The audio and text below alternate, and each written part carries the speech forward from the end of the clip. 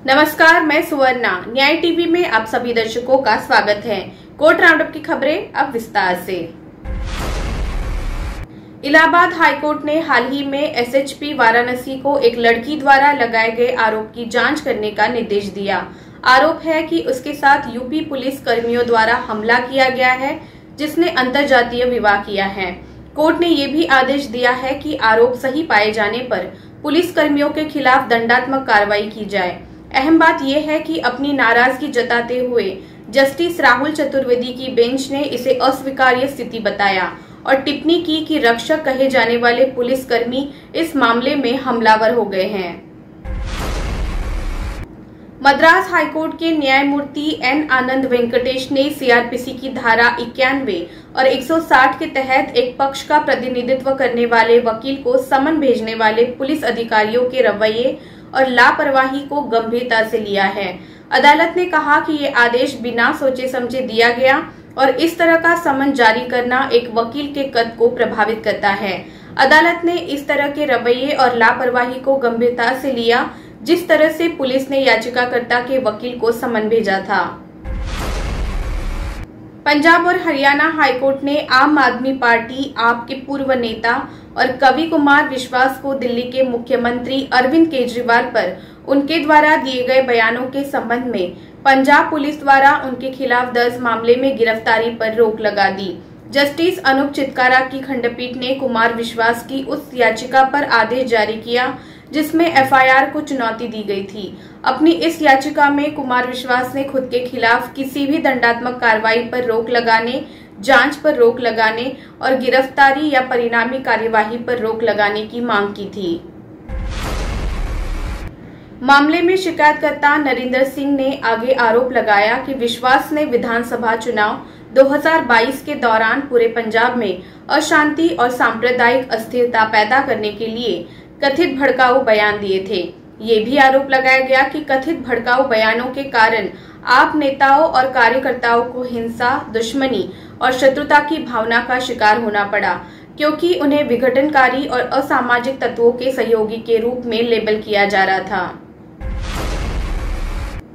विश्वास के खिलाफ एफआईआर के बारे में उल्लेखनीय है कि विश्वास के खिलाफ एफआईआर 12 अप्रैल को इस आरोप में दर्ज की गई थी कि उन्होंने दिल्ली के मुख्यमंत्री अरविंद केजरीवाल के खिलाफ 16 फरवरी से 19 फरवरी के बीच कुछ समाचार चैनलों को दिए साक्षात्कार में भड़काऊ बयान दिया था, जिसमें उन्होंने कहा कि केजरीवाल कुछ नापाक और असामाजिक तत्वों से जुड़े हैं। एफआईआर भारतीय दंड संहिता आईपीसी की धारा 153, 153A, 505, 505(2), 116 के साथ 143, 147, 323, 341, 120B और लोक प्रतिनिधित्व अधिनियम 1951 की धारा 125 के तहत दर्ज की गई है। विश्वास ने अपनी याचिका में तर्क दिया कि एफआईआर दुर्भावनापूर्ण इरादे और कानून की प्रक्रिया के दुरुपयोग का परिणाम है। एफआईआर कुछ भी नहीं बल्कि राजनीतिक दुर्भावना के तहत दर्ज की गई है, क्योंकि कथित बयान साक्षात्कार मुंबई में दिए गए थे और एफआईआर पंजाब में दर्ज की गई। पिछले हफ्ते विश्वास द्वारा मांगी गई अंतरिम राहत पर हाईकोर्ट ने अपना आदेश सुरक्षित रख लिया था। बेंच ने पंजाब राज्य सरकार और प्रतिवादी नंबर 2 शिकायतकर्ता एडवोकेट कनिका आहूजा के माध्यम से को भी नोटिस जारी किया था। अंत में ये भी प्रस्तुत किया गया कि विश्वास द्वारा दिए गए बयानों के परिणाम स्वरूप 10 से 12 अज्ञात व्यक्तियों ने शिकायतकर्ता और अन्य लोगों का रास्ता रोका और उनको एक कोने में धकेलकर मारपीट करने का प्रयास किया। विश्वास द्वारा दायर याचिका में आगे की बातें। विश्वास ने प्रस्तुत किया कि कथित भड़काऊ बयान 16 से 19 फरवरी 2022 के बीच दिए गए थे। हालांकि शिकायतकर्ता द्वारा शिकायत की गई कथित घटना 12 अप्रैल 2022 को हुई और पुलिस एजेंसी ने रसीद के 2 घंटे के भीतर एफआईआर दर्ज की, शिकायत की और उसी की जांच के लिए एक एसआईटी का गठन किया। इसके अलावा उन्होंने याचिका में ये भी कहा है कि पुलिस एजेंसी ने एफआईआर की सेवा या अपलोड किए बिना याचिकाकर्ता की स्वतंत्रता के मौलिक अधिकार का अवैध रूप से उल्लंघन करने के उद्देश्य से पंजाब पुलिस अधिकारियों की टीम को याचिकाकर्ता के आवास पर भेज दिया। इस संबंध में याचिका में कहा गया कि पुलिस एजेंसी 12 अप्रैल 2022 को कथित रूप से हुई घटना के संबंध में किसी भी प्रकार की प्रारंभिक जांच करने में विफल रही है, जैसा कि एफआईआर में कहा गया है। दिल्ली हाईकोर्ट ने कहा है कि हाईकोर्ट को मध्यस्थता की नियुक्ति के लिए मध्यस्थता और सुलह अधिनियम 1996 की धारा 11 के तहत दायर एक याचिका में पक्षों के दावे या प्रतिदावे, यदि कोई हो, के गुण दोषों का विश्लेषण नहीं करना है। जस्टिस संजीव सचदेवा ने कहा कि जब तक कि रिकॉर्ड से यह स्पष्ट न हो कि विवाद की कोई उपयोगिता नहीं है, हाईकोर्ट को इस बात की जांच करनी है कि क्या पक्षों के बीच कोई मध्यस्थता समझौता है और कोई विवाद है।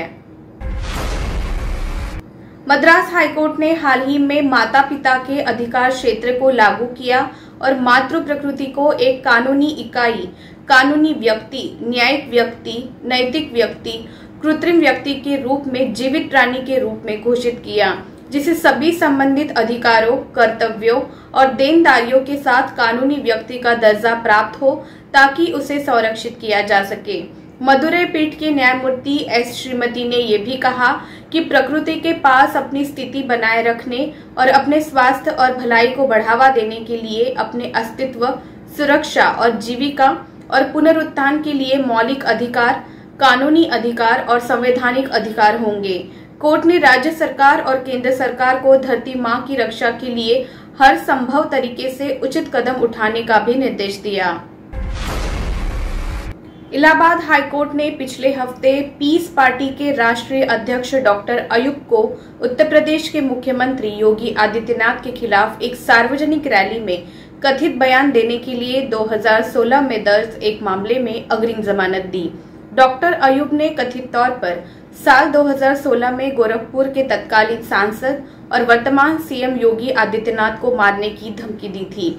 डॉक्टर अयूब के खिलाफ हिंदू युवा वाहिनी संगठन के अध्यक्ष के कहने पर मामला दर्ज किया गया था, जिसमें आरोप लगाया गया था कि एक सार्वजनिक मंच से डॉक्टर अयूब ने तत्कालीन सांसद योगी आदित्यनाथ को ये कहकर गाली दी थी कि योगी आतंकवादी है और गोरखनाथ मंदिर पर कब्जा कर लिया है, जहां कहीं भी पाए गए उन्हें मार डालेंगे।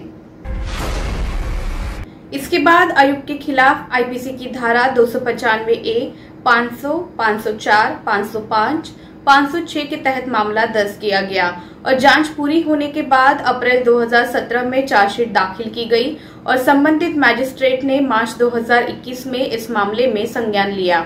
अब दिसंबर 2021 में गोरखपुर के सत्र न्यायाधीश द्वारा उनकी अग्रिम जमानत याचिका खारिज होने के बाद डॉक्टर अयूब ने उच्च न्यायालय का रुख किया। आवेदक की ओर से वरिष्ठ अधिवक्ता द्वारा प्रस्तुत किया गया कि आवेदक निर्दोष है और राजनीतिक प्रतिद्वंद्विता के कारण वर्तमान मामले में झूठा फंसाया गया है। फिलहाल बस इतना ही। अन्य खबरों के लिए जुड़े रहिए न्याय टीवी के साथ। नमस्कार।